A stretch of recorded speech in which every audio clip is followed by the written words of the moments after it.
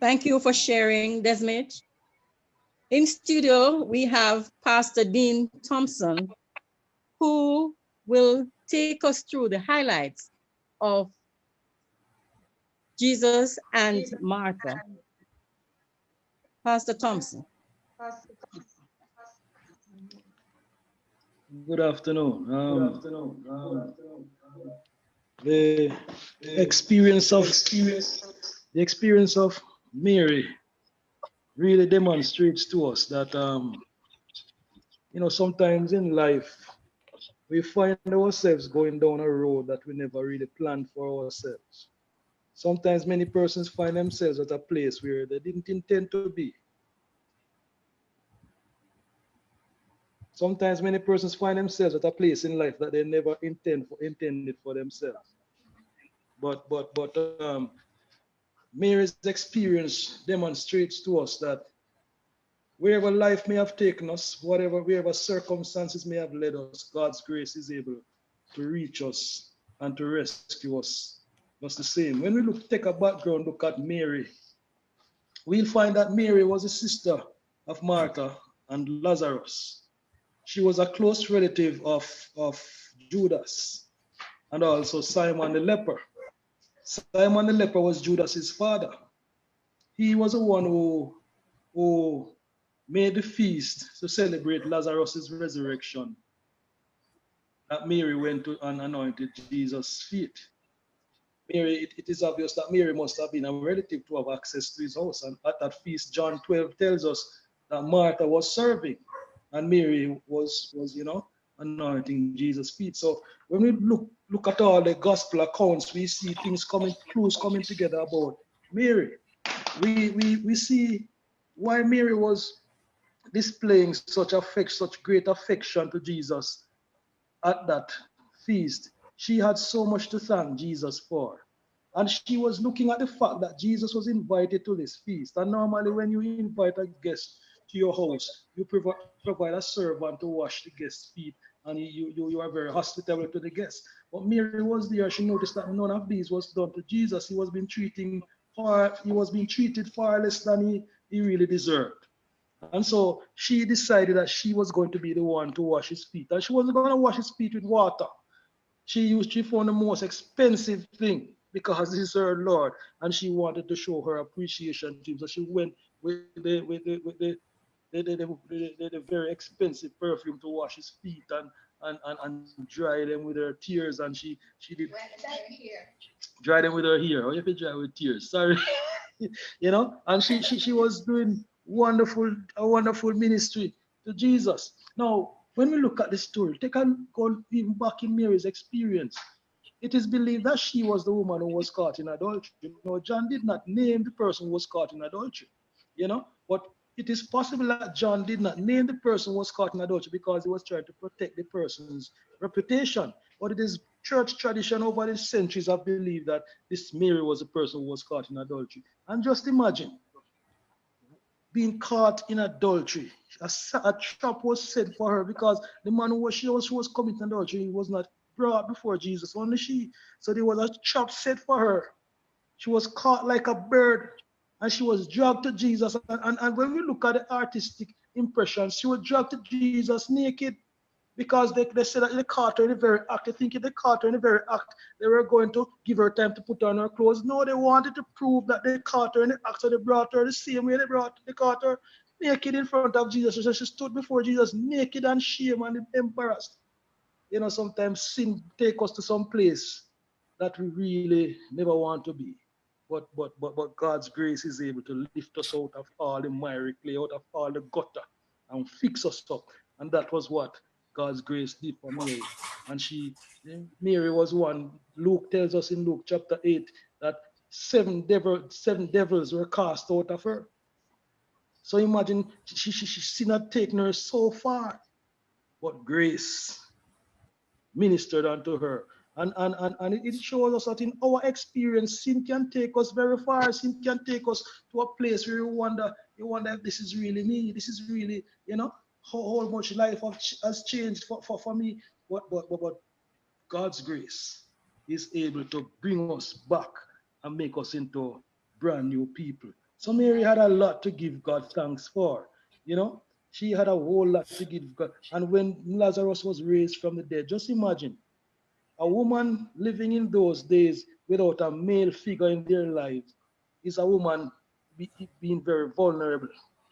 And if Lazarus was their big brother, you know, he was their security and he died. You know, they waited for Jesus to come. They waited, and he didn't come, and Lazarus died. So it's not just the fact that they lost a brother, they lost their security. They lost almost everything. Life was dark, not having a brother, not having a male figure in their life.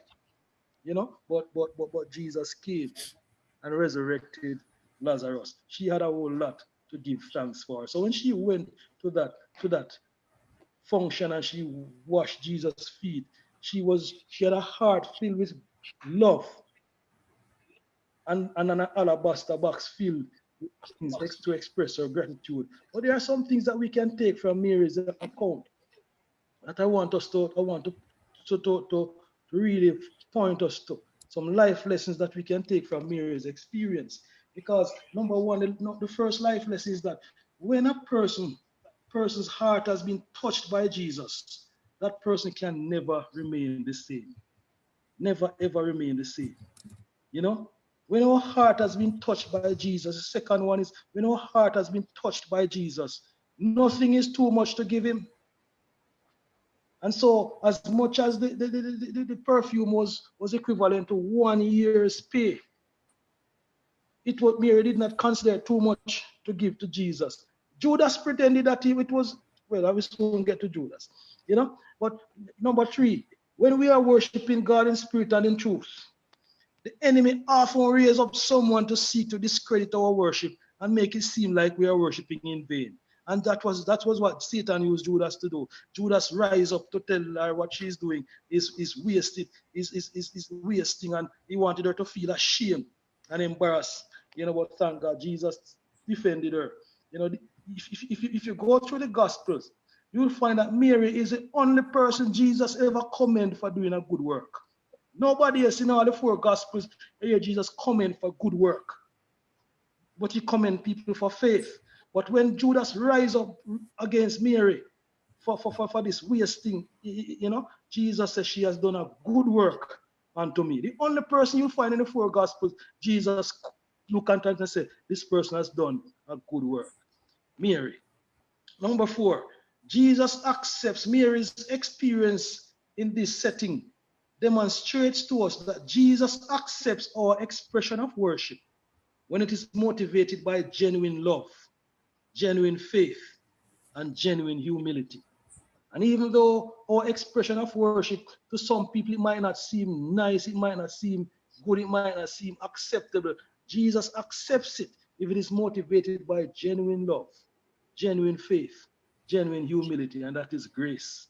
You know, Mary also shows us that sometimes the ones who seek to discredit our worship are themselves the real imposters. Because Judas stood up to tell Mary that what she's doing don't make no sense. What she's doing is a waste, you know. But it really proved that he was the one who was a true imposter because he wasn't really concerned about the poor that he's talking about. He was concerned about all that money just going in to wash Jesus' feet when he could have sell it and get the money for rob some more, you know. So he was a real imposter. And if you notice at that feast, Simon the leper was even grumbling within himself. I said, if Jesus was truly a prophet, he would know what kind of woman is this touching him because she's a sinner. And when you read Ellen White's commentary in The Desire of Age, she seemed to suggest that Simon even helped to make her what she had become.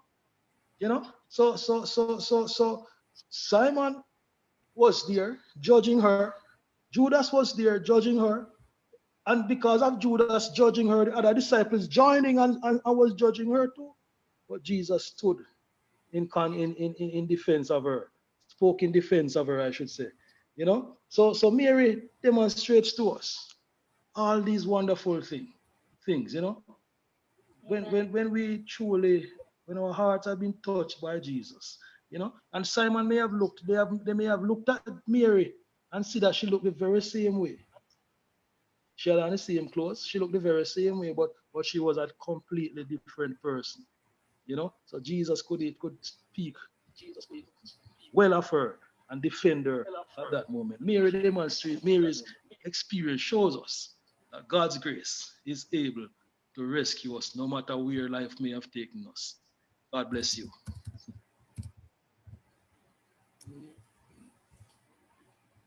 God bless you. Thank you, Pastor Thompson. Thank you for sharing.